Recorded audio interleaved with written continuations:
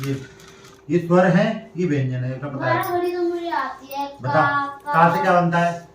का से हाँ का वे, का से के, का से के, खा से के, का से कक्का बनता तो है, इसमें गलत क्या कह रहा है? अरे कक्का बनाने की कह रहा हूँ मैं इसकी स्पेलिंग पूछ रहा हूँ। का से क्या बनता है? के। खा से क्या बनता है? के एच। का से कक्का भी बनता है। हाँ, क्यों दांशु? दो दादू। का से के, दांशु के का से कक्का। दांशु अपने चाचू को चाचू नहीं कह के बुलाते, उन्हें शुरू से कक्का ही कहते हैं। शुरू से इसकी आदत है। हमने ये मतलब ये नहीं बताया कि विजय भैया को क्या बोलना है, इसको शुरू से ही हैबिट रही है। शुरू से ही इसने मतलब इसके मुंह से पहला शब्द कक्का ही निकला था। सही कहा। मतलब बच्चे मम्मा तो पापा पता है, ये बोलते हैं, पहले हमारे बाबा को बोलते थे कक्का। हाँ, इसके मुंह से पहला शब्द कक्का निकला था। हमारे बाबा को कहते थे कक्का, सब लोग प्यार से। हाँ, तो सब मतलब हाँ, तो तब से ये मतलब विजय भैया को कक्का ही कह के बुलाता है। कभी हम कहते भी है ना कि चाचू कह के बुलाया करो, नहीं, कक्का ही बुलाएगा। सवारी रथ। बचपन जब ये विजय भैया को कक्का कह के बुलाता था ना, तो सबने इसका नाम कक्का रख दिया था। बचपन में सब है तांशु हाँ। कक्का कह के बुलाते थे। और मेरे फ्रेंड सर्कल बोलते क्या नाम है इसका? ताऊ। ताऊ। तो मेरे फ्रेंड से मोस्टली लोग सब बड़े हैं ना, हाँ। सब ताऊ है, ये सब ताऊ बोलता है, उसका नाम रख दिया ताऊ। क्योंकि वो क्या है ना, इनके जो दादाजी थे ना, उनको सभी यहाँ पर पूरे गांव में सब कक्का बोलते थे। तो जब ये तांशु पैदा हुआ था ना, तो दादी हमारी बहुत खुश हुई थी। मतलब दादी को आज भी ये लगता है कि ये कक्का के रूप में ही है, मतलब इनके दादा के रूप में ही पैदा हुआ है, उन्हीं का पुनर्जन्म है। क्योंकि इसके मुंह से पहला शब्द ही कक्का ही निकला, कुछ नहीं बोला, ना मम्मा ना पापा ना कुछ, सिर्फ कक्का। और कक्का ही कक्का बोलता रहता था तब भी, हाँ, जब छोटा सा था। कक्का। कक्का कक्का, जो दिख जाए कक्का कक्का।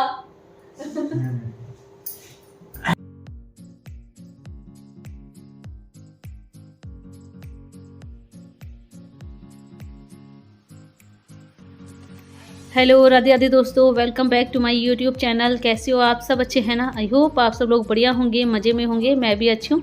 और आज 3 तारीख है, ट्यूसडे, और अभी बस मैं खाना वगैरह खा पी करके फ्री हूँ। हेयर कॉम करके चोटी भी हो गई है मेरी।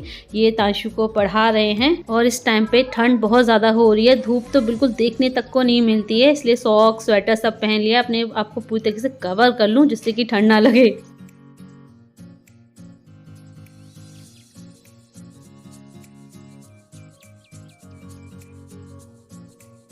और अभी जेठ जेठानी जी हैं ये मेरे, जो आग जला रहे हैं पूनम दीदी के दरवाजे पर।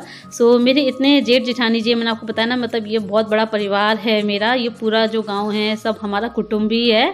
सो बहुत सारे जेठ जेठानी जी हैं मेरे। और जेठ जी सामने ही थे, तो मैं हल्का सा घूंघट किए हुए हूँ। और हम लोग खाना वगैरह खा पी करके फिर सीधे यहीं पूनम दीदी के दरवाजे पर आकर के बैठ जाते हैं, यहीं आग में हाथ तापने के लिए। और इसी बहाने थोड़ी सी गपशप भी हो जाती है। और अभी ये कॉस्मेटिक सामान की ठेल आ गई है, तो पूनम दीदी कुछ देख रही हैं, मतलब कुछ भी समझ में आ जाए, ईयर रिंग्स, क्रीम वगैरह। तो मुझसे भी कह रही हैं कि पूजा तुझे भी कुछ लेना है तो ले लो। मैंने कहा मुझे तो खैर कुछ नहीं लेना, मेरे पास तो है सारा सामान, क्रीम वगैरह सब कुछ है।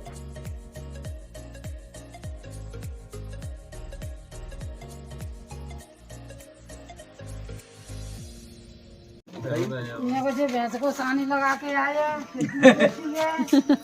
कट्टी लगा के ठाड़ा है जा। इनकी बहन ज्यादा दूध देती है। भैंस की कहें चेतन तो पहले हाथ बरन दो, अभी कम भर रही है ना। और अभी ये दूध वाले भैया निकल रहे थे यहाँ से, तो उन्होंने यहाँ देखा कि आग जलते हुए, तो वो भी हाथ तापने लग गए अपने बर्तन वगैरह रख करके।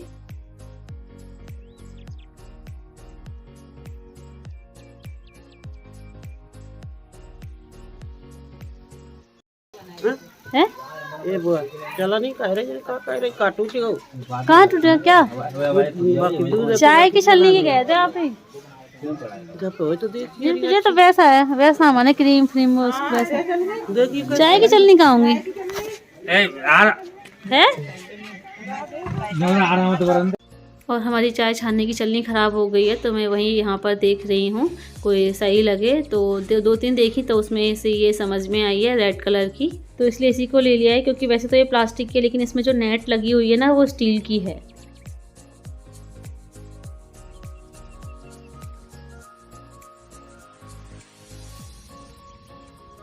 ये हमारे लाला को ले लिए जो हमारा नाती है। ये पूजा का नाती है, पूजा अम्मा बन चुकी है, बाबा के यहाँ डॉगी, अम्मा नानी सब बन गए।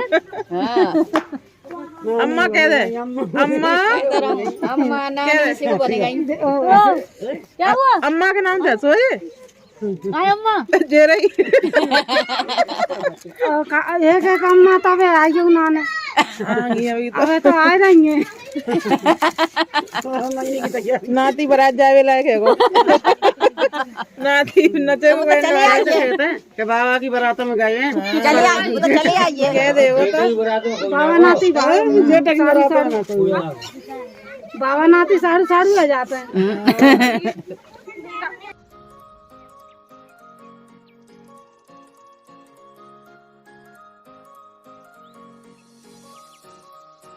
और ये जेठानी जी की गोद में उनका नाती है, उनकी बेटी की शादी हो गई है। तो गांव में क्या होता है, शादियां जल्दी हो जाती हैं, शादियां जल्दी होती हैं तो बच्चे भी जल्दी हो जाते हैं। और इसीलिए मैं दादी नानी सब बन चुकी हूँ।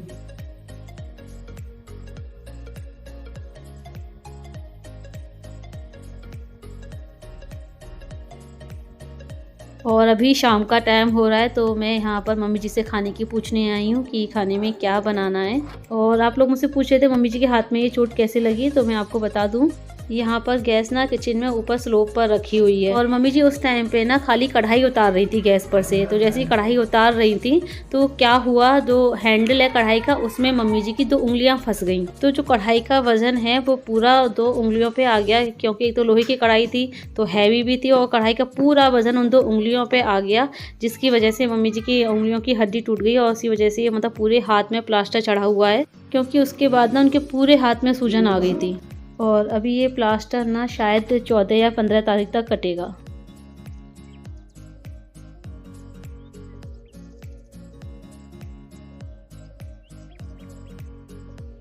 और अभी मैं किचन में जो है बाजरे की रोटियां दूध में गलाने जा रही हूँ मम्मी जी के लिए। और ये पापा जी पूजा करके आए हैं दीपक आरती देने।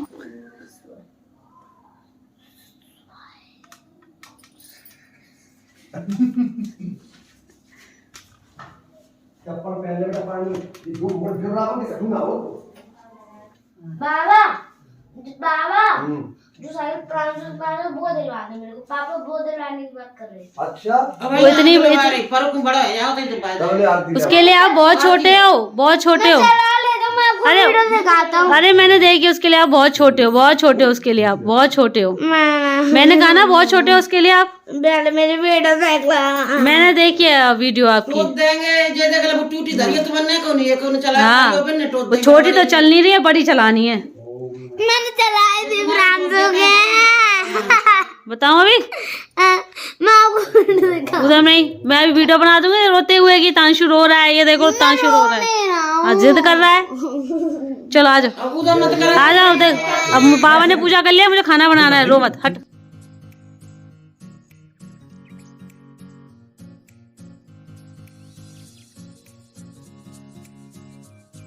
और अभी 4 तारीख की दोपहर का टाइम हो रहा है और मैं यहाँ पर लड्डू बनाने जा रही हूँ। तो मैं 2 तरीके के लड्डू बना रही हूँ, एक तो सासू माँ की पसंद के और एक अपनी पसंद के।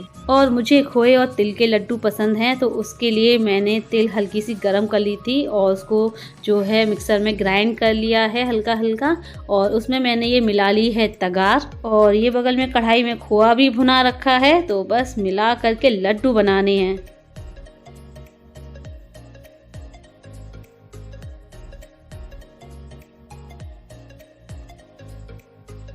और ये तगार में थोड़ा सा कूड़ा था और इसमें बड़ी बड़ी गुलठियाँ सी पड़ रही थी इस तगार में, तो इसलिए मैंने मिक्सर में इसको ग्राइंड करके फिर छान करके तब मिलाया है।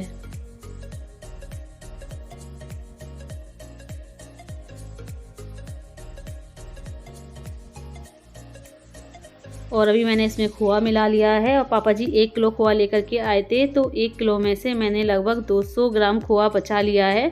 तो मम्मी की पसंद के जो गुड़ के लड्डू बनेंगे उसमें डालने के लिए मैंने बचा लिया है। बाकी का इसमें खोए और तिल के लड्डू बनाने के लिए मैंने इसमें मिला दिया है। मम्मी जी तो मना कर रही थी कि नहीं उसमें खोआ नहीं पड़ता, पर मैंने कहा थोड़ा सा डाल दे रही तो और अच्छे हो जाएंगे।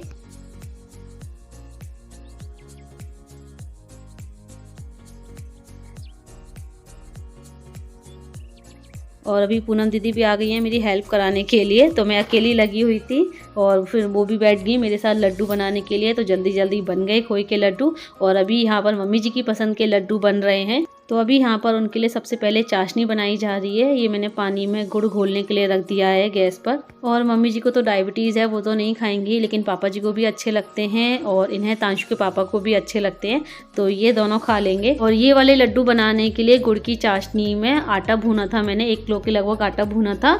तो वो आटा ऐड किया है इसमें और जो खोआ मैंने पचाया था वो भी इसमें ऐड कर दिया। लेकिन उसके बावजूद भी थोड़ा सा गीला गीला हो गया था, चाशनी शायद ज़्यादा हो गई थी। तो फिर इसमें हमने थोड़ी सी सूजी और मिलाई है और आधे किलो के लगभग तिल भून करके और मिक्सर में ग्राइंड करके वो इसमें ऐड की है।